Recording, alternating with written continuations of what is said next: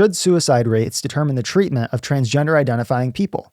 The medical and social treatment of people who identify as transgender raises at least two important questions for societies to answer. Number one, how do we want to be treated when we have false beliefs about ourselves? Number two, should we create an incentive for social and political groups to practice self-hostage taking, where an individual threatens their own life or well-being in order to exert pressure, gain attention, avoid consequences, or achieve certain demands? Let's start with the first question. All of us will have false beliefs about ourselves at some point, with the extent of the consequences depending on the importance of the belief.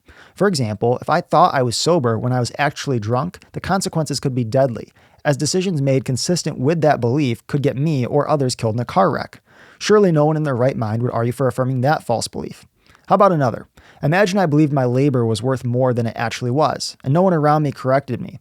Consequently, I end up permanently unemployed, since I keep holding out for an employer to offer me what I think I'm really worth. I could go on, but you get the point. As Proverbs 27 verse 6 says, "Faithful are the wounds of a friend, profuse are the kisses of an enemy." Still, what's the harm in affirming trans identities? Sure, we wouldn't want people to drive drunk or remain permanently unemployed, but where's the harm in calling a man she, buying him a bra for Christmas, and or letting him get an orchiectomy accompanied by a vaginoplasty? The harm is self-evident, but if you're still unsure, here are just some of the many harms of treating a man as a woman. Number one, an orchiectomy leaves a man infertile, thereby reducing his biological fitness, which depends on survival and reproduction. Number two, there is a right way to be a man, and it doesn't include acting as a woman. It's easy to be egalitarian in a time of peace, but we all recognize the prima facie dereliction of duty that would take place if a husband asked his wife to go break up a fight rather than doing it himself.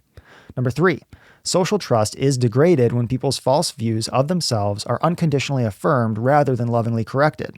In other words, if I can't trust you to correct my false beliefs about my gender, how can I trust you to correct my false beliefs about my sobriety, intelligence, dating prospects, etc.? Number four, use of preferred pronouns in reporting misleads the public about differences between the sexes, such as differences in crime rates, physiology, and athletic achievements. In short, we are all better off when we can rely on those around us to tell us the truth about ourselves and others. Likewise, we best serve those around us by lovingly correcting their false beliefs and communicating honestly. Now, on to question two. Should we create an incentive for social and political groups to practice self-hostage taking?